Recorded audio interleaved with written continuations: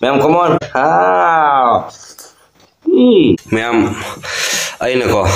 meet wisalaga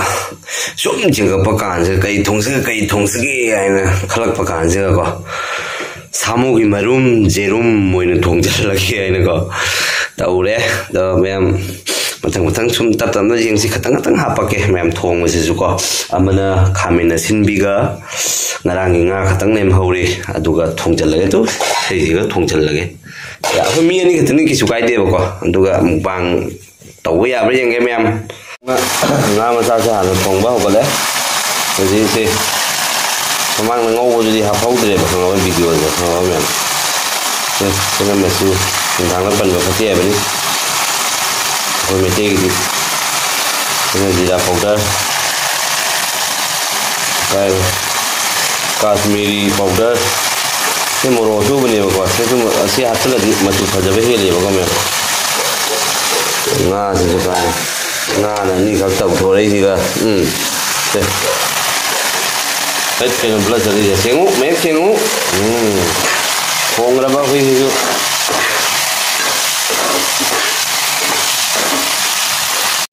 tomato झूल से हमें लेकिन भी झूल से सब को दे फायदा ना मैम तो का फटी कौन छोड़ना था मुझे से हाथ से लगा सब लोग संद्रो बनी ma'am yang punya pula loh nggak gitu nggak ahum boleh tapi memang dia ni ketang lah ibu ahum boleh me apa kaya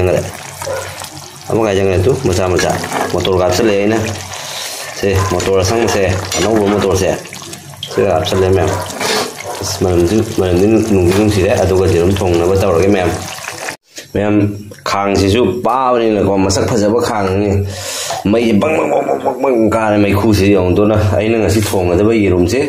rồi Bengali style là thùng sử dụng sáng ngang ngầu rồi cái thùng thì lâu chân làm na haba cả rồi mấy cái style là cái thùng cái gì cái thằng nào cái thùng cái này thì mình làm thế mình rồi sao là cái gì đúng chứ cái đấy có gì nữa mình tới cái này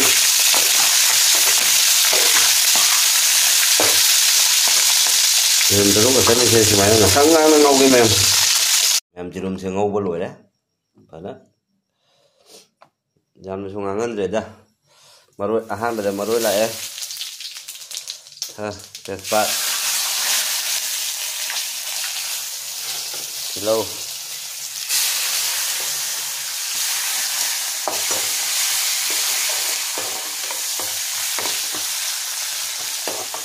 maroi pang thế muốn là bên này rồi Bengali style là thùng này mà chúng đang sắp sẵn lagi maroi su bahan apa moro su bahan apa là aku pan baca tu betul jauh drama này jauh dari em Kashmiri powder jauh dari itu pakaian trong cái quần thấy với lại hàng ra là sắm rất là cái em cái này chút lại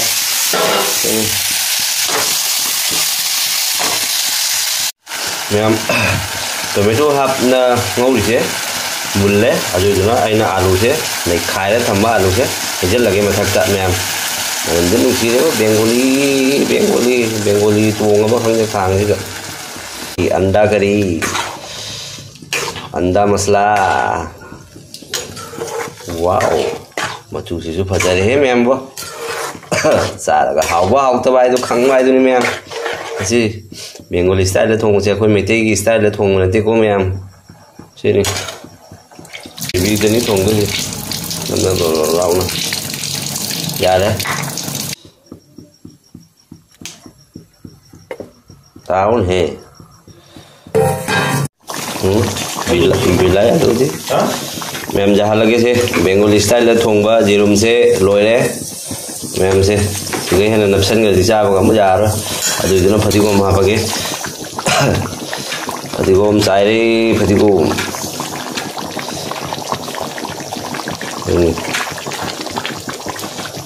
gom trái đi hello snow ma'am ngasigi bathil sidi cái Bengali style là jerum thong một đồ sisina cái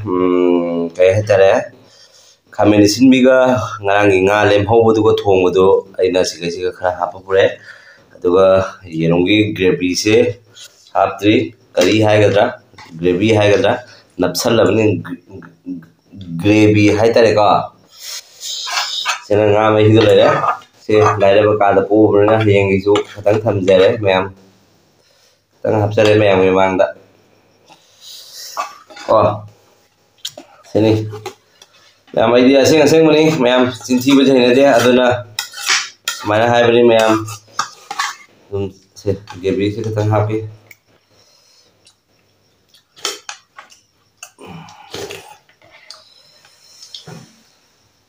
ꯁꯤꯅꯤꯀꯣ ꯃꯌꯥꯝ ꯂꯩꯔꯦꯀꯣ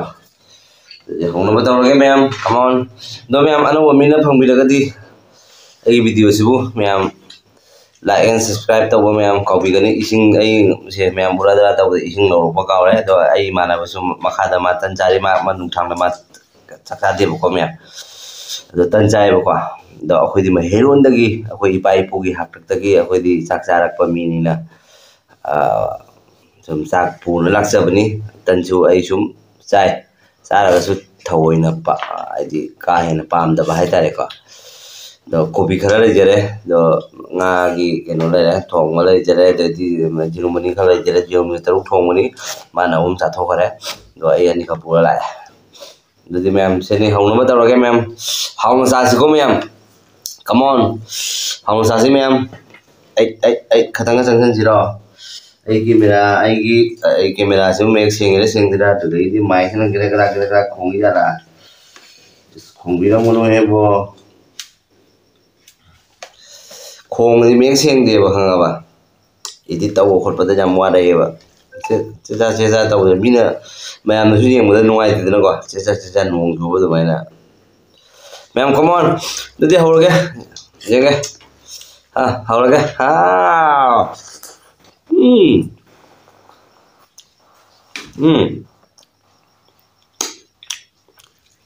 ꯊꯨꯝ ꯃꯣꯔꯣꯛ ꯆꯞ ꯆꯥꯔꯦ ꯑꯅꯤꯁꯨꯕ ꯆꯥꯛꯐꯝ ꯕꯦꯡꯒꯣꯂꯤ ꯁ꯭ꯇꯥꯏꯜꯗ ꯊꯣꯡꯕꯅꯤ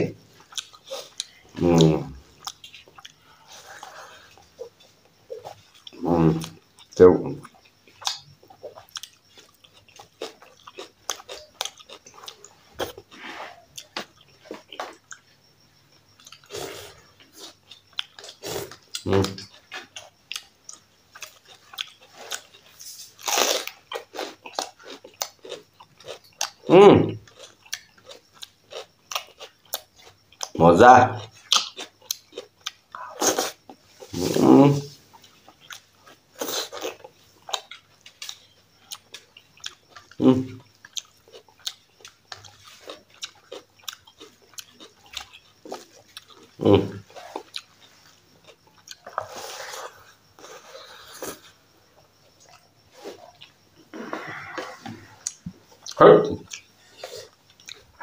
Hello.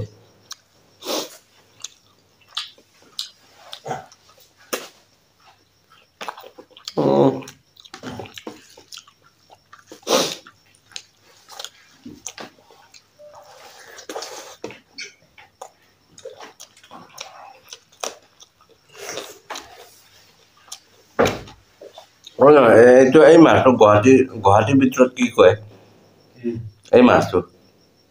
Mirga. ha Mirga. thut Iwan muli. iba ita ko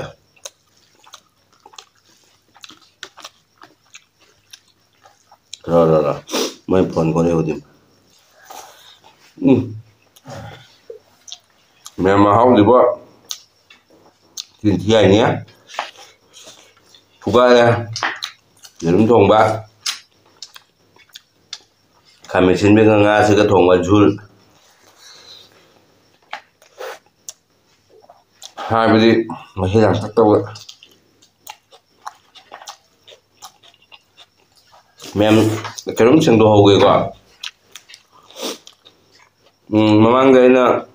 उतु संग थोंगदा उतु संग मजा के बजो मैम अवाथबी अमुन बा हपसलुदनने फुल जेंबिरगदी सेनाव मैम खंगदनी को मरक सकत येंगा कमेंट तरोपदो अदो खंगदतोनिबा आई किसु साउदे असुम हाइनेबको आइसु दो फुल जेंबिरगदी खंगदबनेबा इन हाइबदो दो हजिसु इन हाइसिनी ꯑꯋꯥꯊꯕꯤ ꯑꯃꯨꯟꯕ ꯍꯥꯞꯆꯜꯂꯨꯕꯗꯣ ꯑꯗꯨꯗꯨꯅꯅꯦ ꯃꯆꯨꯁꯦ ꯑꯩꯈꯣꯏꯒꯤ ꯆꯨꯝꯅꯒꯤ ꯅꯣꯔꯃꯦꯜ ꯎꯇꯤꯗꯨ ꯇꯥꯈ꯭ꯔꯦꯕ ꯃꯌꯥꯝ ꯀꯣ ꯐꯣꯟ ꯂꯥꯛꯑꯦ ꯃꯌꯥꯝ ꯁꯥꯎꯕ ꯌꯥꯗꯦ ꯆꯨꯝꯅꯒꯤ ꯎꯇꯤꯗꯨ ꯁꯨꯝ ꯇꯥꯈ꯭ꯔꯦꯕ ꯈꯪꯕ ꯁꯪꯉꯝꯕꯗꯒꯤ ꯑꯗꯣ ꯑꯩꯗꯤ ꯀꯩꯅꯣ ꯇꯧꯒꯗ꯭ꯔꯥꯅ ꯍꯥꯞꯆꯜꯂꯨꯕꯅꯦꯕꯀꯣ ꯑꯗꯣ ꯃꯌꯥꯝ ꯍꯥꯎꯗꯤ ꯍꯥꯎꯈꯤꯕꯀꯣ ꯐꯖꯅ ꯍꯥꯎꯗꯤ ꯍꯥꯎꯈꯤꯕꯀꯣ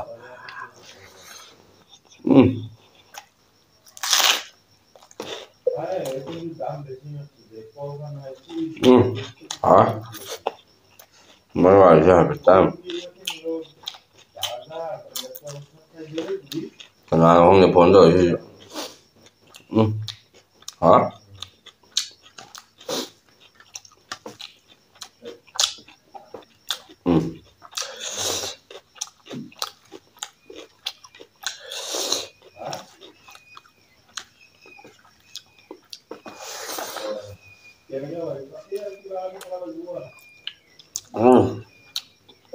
Mem pernah hati hari ba.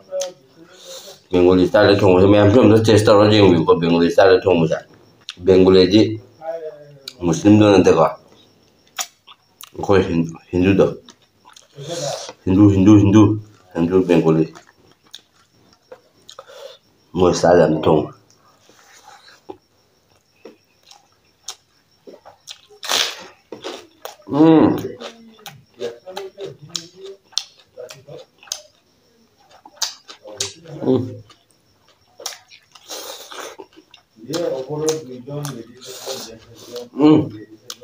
Ngon không có hậu nữa.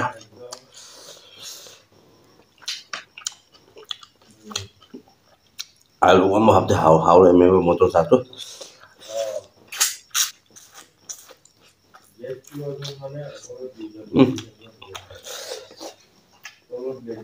Ai kita wasi di memang dah hari motor saja. Em problem hay yang kita mamba. Ada kereta bakali memang macam ni. Ai muốn ta chắc thong ba rồi chắc thong mà muốn đâu đi đang chắc thong cho nên này hình chắc tôi bảo mẹ tôi nói này ai liền để đi không giờ đi ngã thong rồi phải tăng phụ lạc con ấy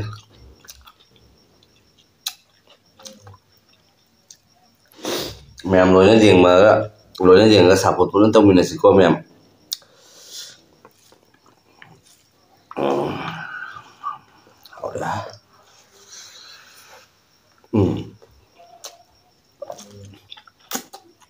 Đam nên chỉ bởi nhau mà YouTube từ cái phần này đấy thật mấy tên mẹ em thật mấy tên bữa số sắp bắt đầu không nhau thế mẹ em sắp bắt đầu với con mẹ em jadi maki channel ki link se ai ki no da apa ke title na traga description da apa ke mem do mem puna support min ase tamna nusiba yang ni hai tare do ai na si sajari se mem chinti hai ni hauti haure mem ai na thong ja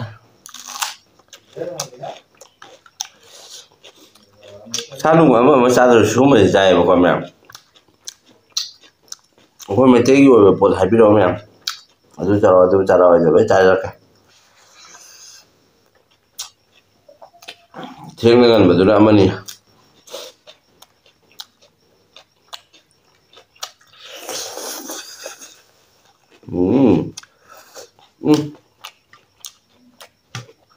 mẹ xem nào đấy đang ra cái dòng nó sẽ sử dụng một ra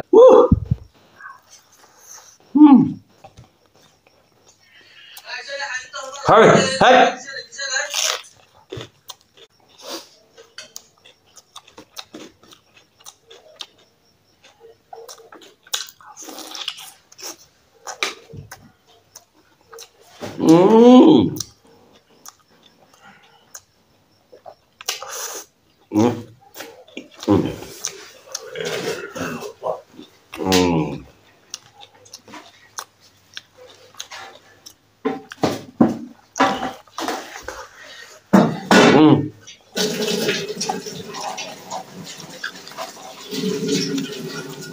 hầu em mang cái bà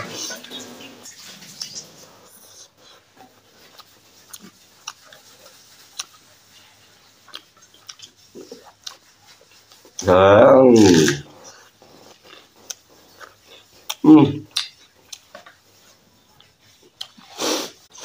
payah bayar tisu paper lo lay bang ambo jage atang mo do.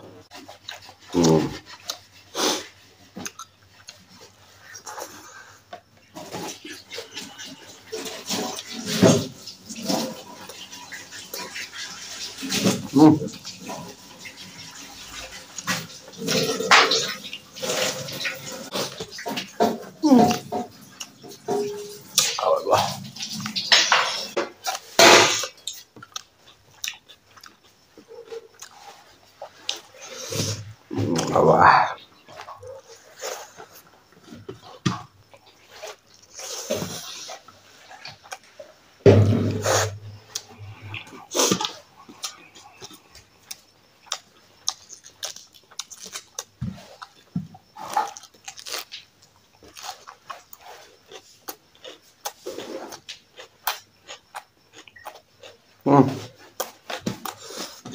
Hỏi luôn mà ba.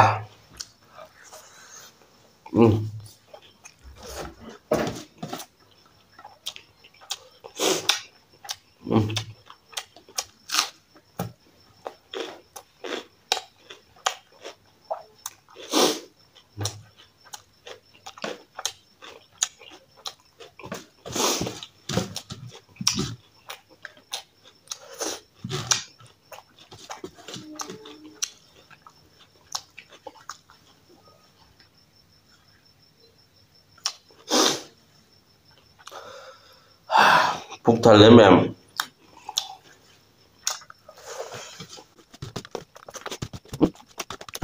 Mình đợi mà.